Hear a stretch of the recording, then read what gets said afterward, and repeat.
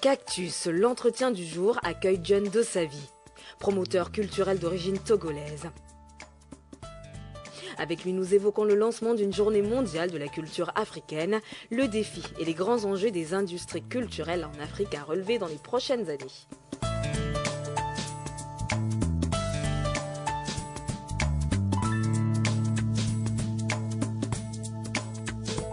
John Dossavi, bonjour. Bonjour, mon Bienvenue dans Cactus sur UBiz News TV. Doit-on, selon vous, supprimer les ministères de la culture en Afrique? Je crois qu'il faudrait améliorer leur existence. Aujourd'hui, les ministères de la culture sont dans certains contrées, ministères d'ouverture et de clôture. Ils viennent juste pour annoncer l'ouverture d'une manifestation, ils reviennent pour clôturer. Non, il faut justement que les ministères de la culture sur le continent africain puissent jouer un rôle moteur, puissent être des ministères de vision. Alors je vous pose la question parce que dans d'autres contrées, on ne légifère pas en matière culturelle. Il n'y a pas de ministère de la culture aux États-Unis. En France, c'est une autre vision des choses. Mais en Afrique, le ministre de la Culture est le parent pauvre du gouvernement. C'est à lui que revient la portion congrue des émoluments dévolus au budget de l'État. Je crois quelque part que le rôle des ministères de la Culture en Afrique doit être un rôle prépondérant. On sait que l'Afrique est un continent historique. Tout le monde reconnaît que l'Afrique est le berceau de l'humanité. Alors, si l'Afrique est le berceau de l'humanité, ce qui est essentiel à l'Afrique, ce sont ses valeurs, ce sont ses traditions, ce sont ses cultures. Et de là, ne pas avoir justement un instrument de la promotion de ces valeurs, un instrument de la propagande, et au-delà de ça, je crois que ça serait un peu plus difficile. Quand vous faites allusion aux États-Unis d'Amérique, nous savons tous que l'Amérique est quelque part, on va dire, une jeune nation qui a su construire une culture qui n'existe pas, qui est faite de bric-en-brac. Certains sont venus de Chine, certains sont venus d'Afrique, ainsi de suite. Mais ils ont réussi aujourd'hui à dominer le monde avec une culture moderne. Mais par contre, quand vous passez au-delà de la modernité, il vous faut une base. La base, bien sûr, c'est l'Afrique. Il faut, bien sûr, un ministère, il nous faut des ministères de la culture, mais qui doit justement s'appuyer sur les promoteurs et les entrepreneurs culturels. Je prends l'exemple des États-Unis où les industries culturelles génèrent beaucoup plus de devises que le secteur de l'armement qui pourtant génère lui-même, ou même celui de l'industrie. Quelle est selon vous la voie à suivre en direction des États africains? Vous rencontrez quelques interlocuteurs, des institutionnels, que leur dites-vous? Alors, je crois qu'il est important de le souligner, et comme vous venez de le dire. En 2009, 2010, l'industrie culturelle a ramené plus d'argent que l'industrie d'armement et d'automobile, bien sûr. Qu'est-ce qui se passe sur le continent africain? Le continent africain, aujourd'hui, est dans un tel état de pauvreté, dans un tel état lamentable, et que tout est à faire sur le continent. C'est un malentendu vocabularistique. Oui. Le continent africain est riche, oui, mais la richesse est mal distribuée. La première richesse, elle est des mines. Non, mais concrètement, c'est le continent aujourd'hui. On ne peut pas dire que le continent africain soit pauvre.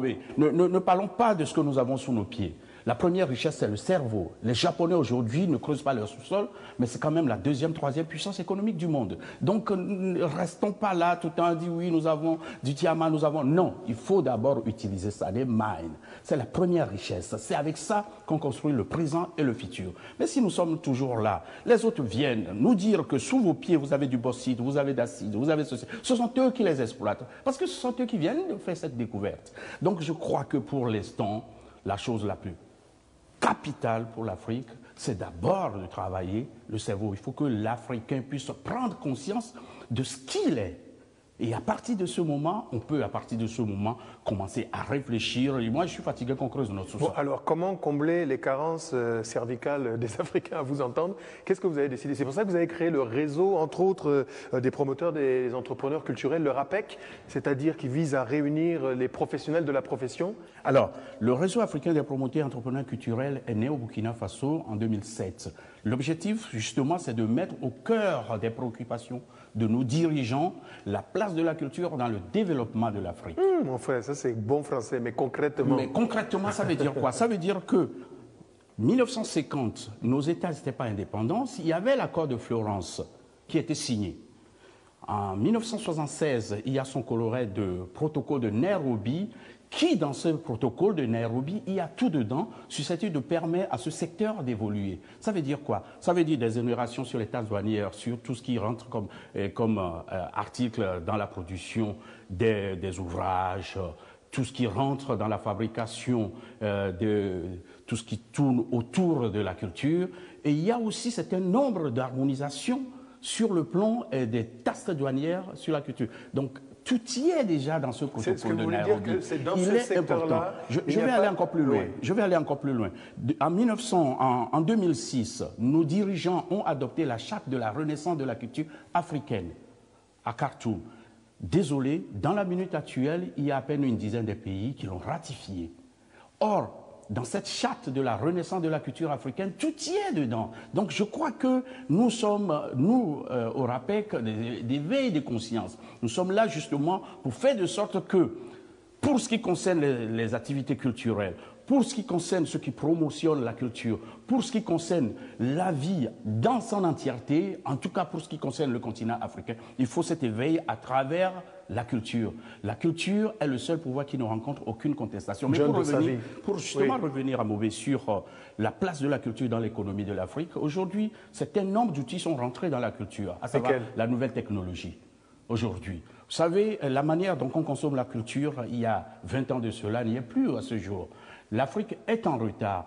On ne met aucune dynamique sur pied pour justement permettre à l'Afrique de détenir ne serait-ce que tout ce qui est son essentiel, c'est donné. On va y revenir, John. Donc, tout est lié. On va y revenir. Sur les préconisations que vous pourriez faire, parce que vous êtes un homme d'action, et le continuum du RAPEC, ça a été le décret ou l'impulsion donnée autour de la première édition de la Journée mondiale de la culture africaine. Alors, pour revenir justement sur la genèse, bien sûr, pour revenir sur la genèse de la Journée mondiale de la culture africaine, en 2011, le RAPEC a organisé son premier congrès panafricain sur la place de la culture dans le développement de l'Afrique. Il y a un certain nombre de recommandations dont je n'ai pas le temps de les citer ici, mais nous estimons justement que parmi toutes ces recommandations, il y a une qui est une recommandation symbolique et une recommandation forte. Excusez-moi, quelqu'un m'aurait dit qu'un chef d'État vous aurait piqué une idée. Oh, ben c'était aussi, oui, c'est vrai, bon, on ne va pas y revenir dessus. Vous ne parlez qu'en présence de votre avocat. Merci beaucoup. Il vous en prie. Merci beaucoup. Donc, je disais tantôt que lors de ce premier congrès, il y avait eu plusieurs recommandations qui ont été proposées. La recommandation la plus symbolique, la plus importante, c'est la mise en place d'une date symbolique pour la célébration de nos valeurs, pour la célébration de nos traditions, pour la célébration de notre identité, à savoir la mise en place d'une journée mondiale pour célébrer la culture africaine.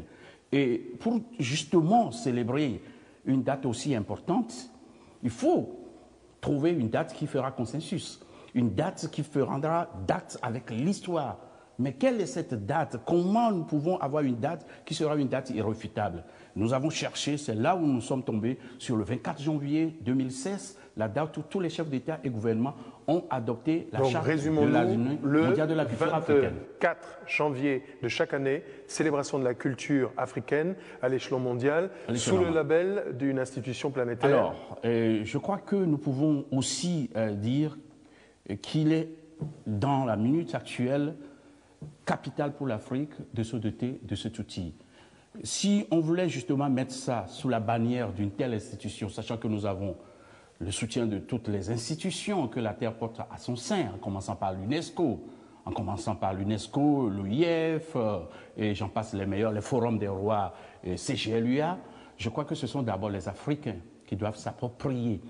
Les Africains doivent être la première institution, parce que aujourd'hui, si vous êtes chrétien, vous êtes togolais, vous êtes chrétien, vous célébrez la nativité. Mais est-ce que, John Dossavi, vous ne tombez pas dans le même piège que certains, lorsqu'ils parlent de l'Afrique, ils parlent d'une chosification du continent comme s'il était uniforme? Moi, je suis allé au Ghana, et au Ghana, il y a un genre musical qui s'appelle le hip life. Il y a un président de la République qui s'appelle Jerry Rawlings, qui mettait en prison tout type qu'on attrapait parce qu'il était en train de pirater, et les artistes de hip life gagnaient pratiquement autant que les rappeurs américains. Donc on ne peut pas dire je crois que ça, ce sont... Non, sur la question des droits d'auteur. Je crois que là, vous m'amenez sur le terrain des droits d'auteur. Je crois que chaque pays doit se battre pour éradiquer la piraterie.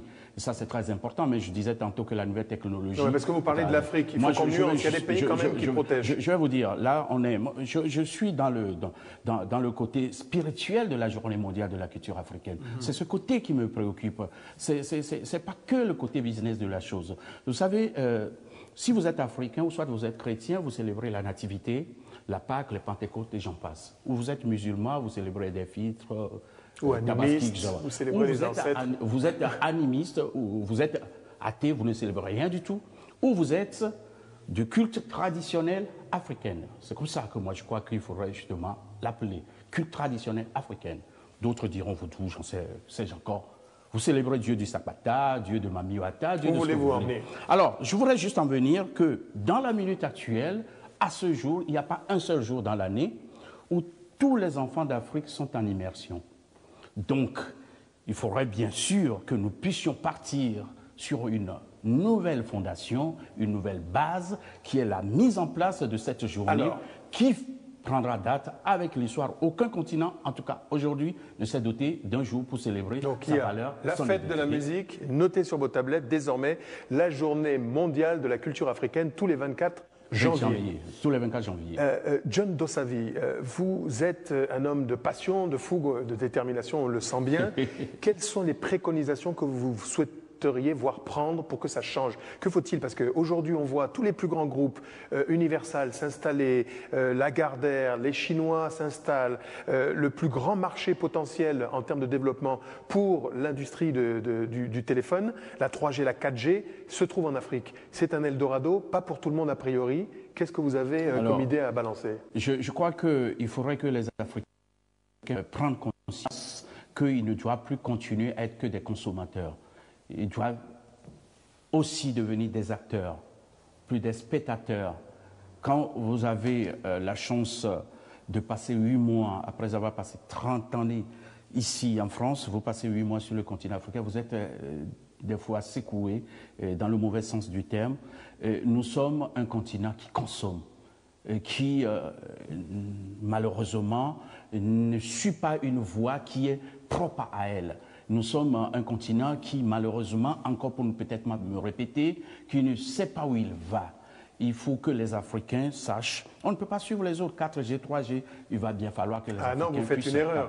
L'Afrique est en avance sur la 3G, la 4G dans plusieurs capitales. Il est important, mais quand vous êtes... Oui, c'est un homme de capitale, mais le jour où ceux qui détiennent les machines décident de ne plus vous donner les 3G, 4G, qui tournent leurs satellites vers l'Est, vous n'avez plus rien. Donc je crois que non, il y a des technologies aujourd'hui qui sont africaines, qui se développent. Il faut aussi équilibrer. Pour l'instant, les Africains n'ont pas encore leur rame de lancement des satellites pour pouvoir contrôler toutes les images. Il y a des satellites africains, Zawiris en Égypte, il y a d'autres, il y a même un projet de satellite, certes, qui a périclité, mais... À Guyane, on lance, Baïkono, on lance et on lance. Concrètement, moi, ce que je propose dans la minute actuelle, c'est de se dire, nous avons, à partir du 24 janvier, une date symbolique pour réfléchir sur notre continent, pour réfléchir sur notre devenir. Cette date doit être, même je vais aller encore plus loin, la date de l'indépendance de l'Afrique. Vous savez, chaque fois quand je vois certain nombre de pays célébrant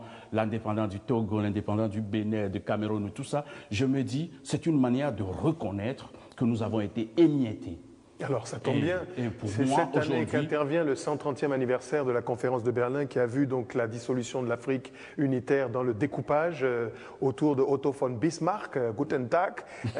L'histoire, c'est qu'aujourd'hui, qu'est-ce que vous proposez? Vous êtes, dans la succession des Kwame Nkrumah, vous êtes aujourd'hui les artilleurs de l'Afrique d'aujourd'hui. En quelques mots, je crois que notre ambition, c'est de... Que souhaitez-vous faire passer comme message? Notre ambition, nous, cette nouvelle génération, notre ambition, c'est de changer les donnes. C'est de se dire que voilà la date que nous avons choisi. Mais est-ce que c'est un problème de date? C'est très important. Vous savez, les actions viennent chaque fois quand il y a un symbole. Les actions ne tombent pas du ciel, sinon chacun peut jouer sa petite partition dans son petit coin. Il y a la journée de l'enfant africain, par exemple, au mois de juin. Non, mais cette journée d'enfance, ou que sais-je encore, n'a pas été décidée par les Africains. Quelle est la date symbolique que les Africains célèbrent aujourd'hui, qui est une date venant des Africains? Moi, j'en connais pas beaucoup, en tout cas, j'en connais pas. Mais ce que je voudrais juste dire par là, c'est une idée africaine. Doter notre continent d'un jour dans l'année, un seul jour dans l'année pour célébrer notre valeur, notre tradition, en gros notre identité, ce que nous sommes. Je crois que ça pourrait être un point de départ pour l'Afrique, ça pourrait être une véritable renaissance du continent africain. Les gens peuvent se dire que cette gadget aujourd'hui on a fait en Afrique, mais je suis désolé. Dites-nous la vérité. Est-ce que vous êtes en campagne politique? Vous entrez en politique? Si je rentre en politique, je vais trahir mon idéal. Mon idéal, c'est de faire de sorte que l'Afrique puisse jouer aussi sa partition dans le concert des nations, parce qu'on n'y est pas, le compte n'y est pas du tout. On a une ambition de suivre les autres, de faire comme les autres, mais en réalité, il nous faut une voix, la voix de l'Afrique, la voix propre à l'Afrique. La renaissance africaine sera le point de départ de l'Afrique, et je crois bien sûr que dans moins de 10 mois, dans moins de 9 mois, le 24 janvier 2016 à Lomé, au Togo, nous lançons la première édition de la Journée mondiale de la culture africaine.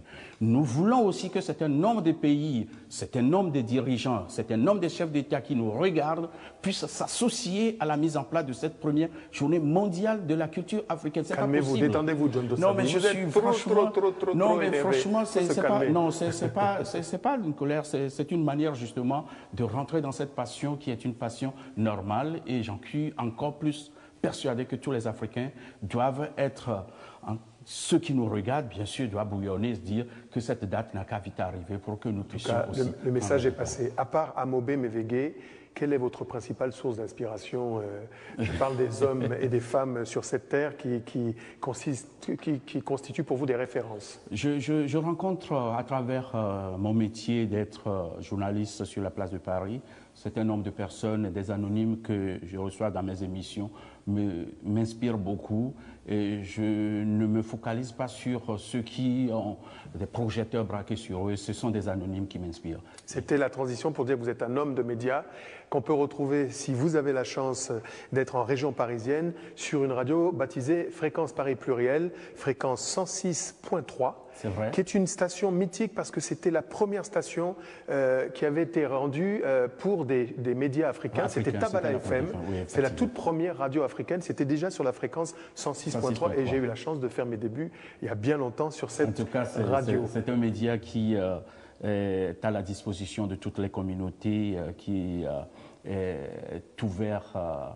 à toutes les bonnes volontés. Je suis très très content d'apporter ma contribution et de donner cette tribune à la communauté afro-caribéenne depuis plus de 20 ans sur cette radio.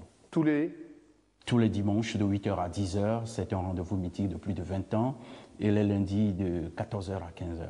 John Dossavi, merci d'être venu. Je suis resté sur mes fins. Sur YouBiz News, mais il faut revenir, il ne faut pas tout donner en même temps. En même temps, il est mieux, il faut revenir. Prendre la moitié de la route et il faut revenir. Je crois que je reviendrai rapidement. Je voudrais ici profiter pour saluer votre courage. Je parle de vous et de votre équipe, et saluer votre engagement, parce que l'Afrique gagnera que lorsqu'elle est déterminée, lorsqu'elle se dit je n'attends pas les autres. L'Afrique gagnera le jour où elle sera prête d'arrêter de pleurer, d'être tout le temps dans le costume des victimes. Non, il faut que l'Afrique s'engage, et nous sommes engagés. Et à partir du moment où notre engagement il est pris, nous irons jusqu'au bout. Le 24 janvier 2016, c'est un rendez-vous pour tous les Africains, et c'est un rendez-vous pour les amoureux de l'Afrique, les passionnés de la culture africaine. En tout cas, merci beaucoup. C'est un homme engagé que nous avons accueilli aujourd'hui. Merci encore, John Dossavi. Merci de rester scotché sur les programmes de YouBiz News, votre chaîne Infomusement.